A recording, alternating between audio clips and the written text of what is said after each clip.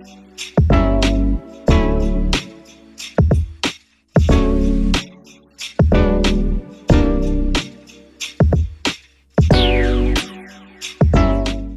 guys, welcome back to Real Estate War Stories. I'm Felicia, aka your favorite home agent, and I'm really excited for my guest Dante today. He is going to share his war story. So if you can go ahead, introduce yourself. What's your title? Where do you service? My name is Dante Campbell. I'm a licensed real estate salesperson. I service Nassau, Suffolk, Brooklyn, Queens, and the Bronx. Awesome. And how long you been in the business? Started at the end of 2019, so I started like right before the pandemic, going on my 4th year. Okay, awesome. Yeah. So I'm interested to hear your real estate war story, so you can go ahead and share. Well, it was a lot. We see a lot of crazy things. The first thing that comes to mind is I've actually had a client, my team has had a client where we had to relist the house 3 times because there was time to do either the inspection or the appraisal. The ex-wife decided that she wasn't moving or leaving. Oh my God. So we had a couple of deals in contract and then just diminished, waited a few months, put it back on. We eventually got it sold, but that was crazy. I also thought it was funny that whenever we were at the house, the ex-wife was always there, so she wouldn't let us see one of the bedrooms, and she required everybody, including ourselves, even including the agents, to take off our shoes. And I remember vividly, every time I did an open house there, I had to throw away my socks.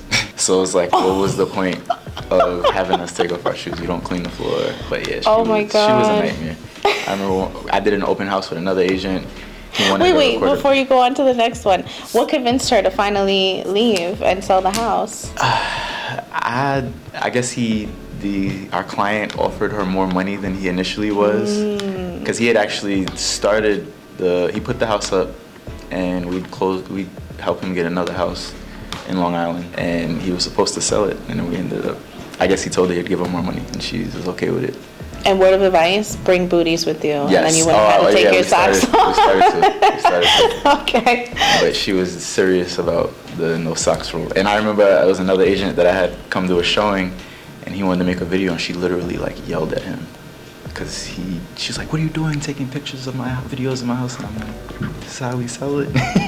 There are pictures on the internet, but I guess she was a little embarrassed, I guess. Yeah, probably. Of the condition of the house. Understandable. The floor was sticky.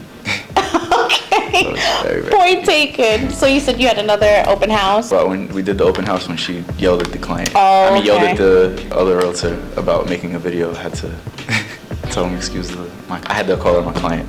Okay. But since you're in the business 4 years, is there a piece of advice that you think someone would benefit from who maybe is just starting out, or that you wish you would have known when you first started? Something I wish I knew when I first started is follow-up is key. You're not going to get a lot of these deals closed or anywhere with them if you don't follow up. They won't even go anywhere until maybe the 5th or 6th contact or something. It was some weird statistic I learned like that. But yeah, just keep following up. Be annoying as you need to be. Keep going until they tell you to leave me the bleep alone. I think the word you're looking for is persistence and consistency. Maybe not annoying, even though we probably are. I have a lot of threads where it's just me talking.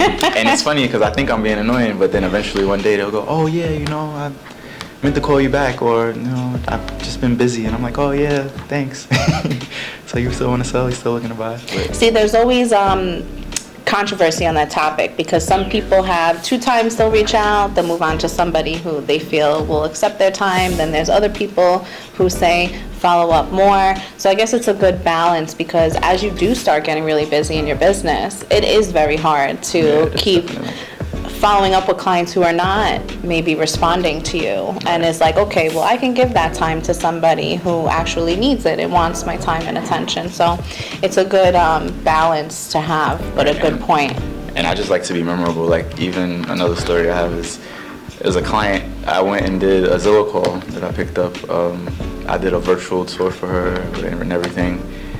She told me that she may have an agent, but I just did it anyway because, sometimes you got to take a risk. Mm-hmm. And I've been consistently calling. She ended up working with the other agent, but I've been calling her at least once a month to see. I'm like, hey, how's everything going? And, are you still with your agent? And I called her actually last week, and she said, there's no way you're going to keep doing this. And I said, I don't want to offend you. She says, no, I don't offend you. But she's like, you're really, really consistent. And I was like, yeah, I want to be memorable. So that way, even if you have somebody else, if you don't want to refer them to your friend, you'll go, hey, maybe I can refer you to Dante. He never stopped. He wasn't annoying, but he never stopped. It's a very fine line. Yeah. Try to smile a lot. Maybe don't remember my smile. There you go. Well, it seems like you have a positive attitude and good energy, so I'm sure that people feel that. So Thank you. appreciate you sharing. If our followers want to go ahead and follow you on Instagram, if you want to go ahead and leave your handle. My handle is troubleshooting.homes on Instagram, and you can look me up on Facebook. It's Dante Campbell. I think that's all my socials. All right, awesome. So guys, thank you so much for listening. Thank you so much for coming on and sharing. Don't forget to like and subscribe, please, and I will see you guys on the next one.